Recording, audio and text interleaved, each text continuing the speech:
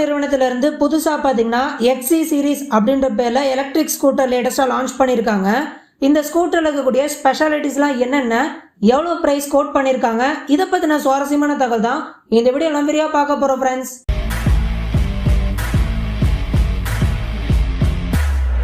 இந்தியாவை சேர்ந்த alpha vector நிறுவனத்துடைய electric வாகன உற்பத்தி நிறுவனமான 91 வந்து பார்த்தீங்கன்னா இப்போ லேட்டஸ்ட்டாக அவங்களோட எலக்ட்ரிக் ஸ்கூட்டரில் எக்ஸி சீரீஸ் அப்படின்ற புது மாடல் லான்ச் பண்ணியிருக்காங்க. இதில் ஏகப்பட்ட ஸ்பெஷாலிட்டிஸ் இருக்குது அப்படின்லாம் ஹைலைட் பண்ணுறாங்க. ஃபஸ்ட்டு விஷயம், இந்த இவி ஸ்கூட்டரில் 1 கிலோமீட்டர் நீங்கள் ட்ராவல் பண்ணுறதுக்கு வெறும் 15 பைசா தான் செலவாகும் அப்படின்றது தான் அவங்க ஹைலைட்டாக கோட் பண்ணி காட்டுறாங்க நமக்கு. ஸோ கேட்கும் பொழுதே ரொம்ப காஸ்ட் எஃபிஷியண்ட்டான ஒரு இவி ஸ்கூட்டர் இது அப்படின்னு தாங்க சொல்ல தோணுது. அது மட்டும் இல்லாமல் இந்த எக்ஸி சீரீஸ் ஸ்கூட்டரில் எக்யூப்டு பேட்டரி ப்ரொவைட் பண்ணியிருக்காங்க.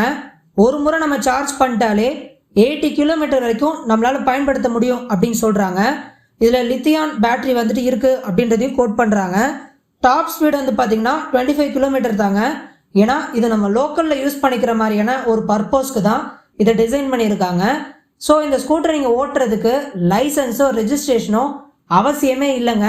ஏன்னா அதோட டாப் ஸ்பீடே 25 கிலோமீட்டர் அப்படின்னு தான் இவங்க ஹைலைட் பண்ணுறாங்க. நீங்கள் லோக்கல் பர்பஸ்க்கு போகணும் அப்படின்னா தாராளமாக இந்த இவி ஸ்கூட்டர் ஒரு காஸ்ட் எஃபிஷியன்டானது அப்படின்றத நாம் அடித்து சொல்லலாங்க. ஒரு கண்ட்ரோல் ரைடிங்க்கும் சேஃபர் எக்ஸ்பீரியன்ஸ் கொடுக்கறதுக்கும் தான் இது பர்டிகுலராக இவங்க டிசைன் பண்ணியிருக்காங்க இந்த இவி ஸ்கூட்டரை.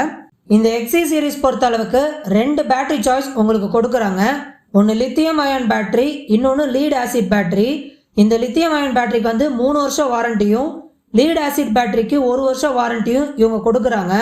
அது மட்டும் இல்லாமல் 4 AMP charger automatic cut off ஃபீச்சரும் இதில் எக்யூப் பண்ணியிருக்காங்க.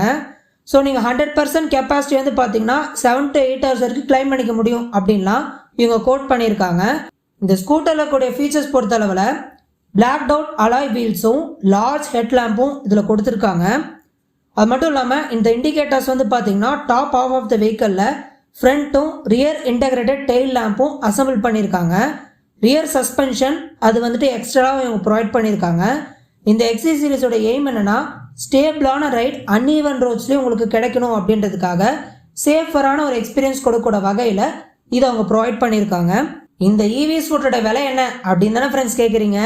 27,999 ரூபாய் இன்க்ளூசிவ் ஆஃப் ஜிஎஸ்டி அப்படின்னு கோட் பண்ணியிருக்காங்க.